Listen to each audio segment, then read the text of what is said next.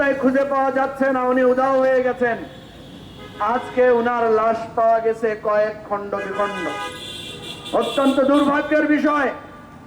আমরা দেখলাম ডিবির হারুন সাহেব বলছেন যে তাকে নাকি খুন করা হয়েছে বাংলাদেশের লোকেরা।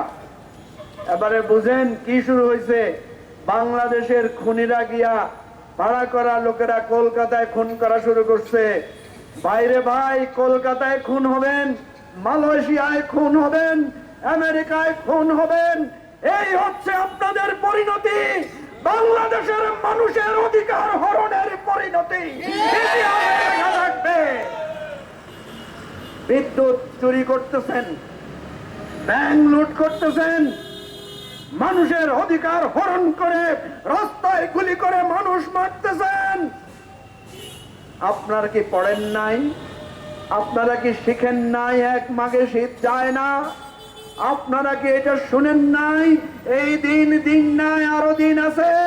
আপনারা কি দেখেন নাই বাংলাদেশে যারা বলেছিল এক নেতার এক দেশ, সেই নেতাকে পর্যন্ত মানুষ ক্ষমা করেন নাই? তাহলে কেন বারবার আপনারা জুলুম করেন? কেন বারবার লুটে পুটে আমার দেশের মানুষের সম্পদ বিদেশে পাচার করেন? বারবার বলছি এ দেশ, এ আমার বাংলাদেশ রক্ত আর জীবনের উপরে দাঁড়িয়ে এই দেশের স্বাধীনতার সবুজ লাল পতাকা আমরা ছিনিয়ে এনেছি। আমরা লড়াই করেছি, যুদ্ধ করেছি, প্রাণ দিয়েছি এই স্বাধীনতার জন্য। আমাদের মায়েরা বুকের মধ্যে বেদনা নিয়ে একটি দেশ চেয়েছিল, সেই দেশে আমি খেতে পারবো, যেই দেশে আমি আরামে ঘুমাতে পারবো, যেই দেশে আমি স্বাধীনভাবে রিক্সা চালাবো, গাড়ি চালাবো, আমি আমার ঘরে বসবাস করব। কিন্তু আজকে শান্তি মতো ঘরে বসবাস করতে পারছেন না। আপনারা ভুলে যায়েন না ইতিহাস। আমার বোন সেই সাগর রুনি, সাংবাদিক, মানুষের জীবনের সবচাইতে নিরাপদ স্থান তার ঘরের বেডরুম। সেই বেডরুমে সাগর রুনিকে কিভাবে নৃশংসভাবে হত্যা করা হয়েছে 100 বার তদন্ত রিপোর্ট পিছিয়েছে, এখনো সাগর রুনির হত্যাকারীদের নাম এখনো সেই তদন্ত শেষ হয় নাই। এই আওয়ামী লীগের জবাব একদিন দিতে হবে। আজকে বিদ্যুতের নামে বিদ্যুৎ লুটপাট করে বছরে 4 বার বিদ্যুতের দাম বাড়িয়ে আমার কৃষক, শ্রমিক, মেহনতি জনতাকে যে কষ্টে ফেলা হচ্ছে, এই কষ্টের দীর্ঘশ্বাসের জবাব আমরা প্রতি ইঞ্চি, প্রতি ফোঁটা ফোঁটা, প্রতি সময়ের ব্যবধানে আমরা এর প্রতিশোধ এবং প্রতিকার নিব ইনশাআল্লাহ। আজ হোক কাল হোক এই রাজপথের সংগ্রামের মধ্য দিয়ে এই দুঃশাসনের অবসান ঘটবে। সেই পর্যন্ত ধৈর্য ধরে লড়াই সংগ্রামের মাধ্যমে আমাদের আন্দোলনে সামিল থাকার আহ্বান জানাচ্ছি। খোদা হাফেজ। বাংলাদেশ জিন্দাবাদ। আমার বাংলাদেশ পার্টি, এবি পার্টি জিন্দাবাদ। ধন্যবাদ সবাইকে।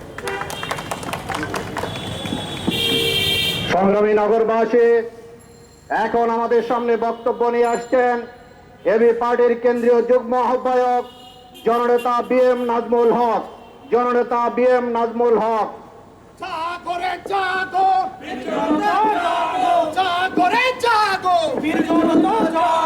বিসমিল্লাহির রহমানির রহিম।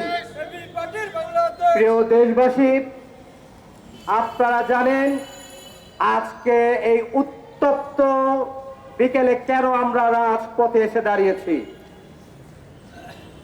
আপনারা জানেন এই সরকার হচ্ছে একটি লুটেরা সরকার, এই সরকার হচ্ছে একটি মাফিয়া সরকার, এই সরকার একটি মস্তান সরকার। এই সরকার জনগণের ভালোবাসার প্রতি কোনো তোয়াক্কা করে না। এই সরকার জনগণের মতের প্রতি কোনো তোয়াক্কা করে না।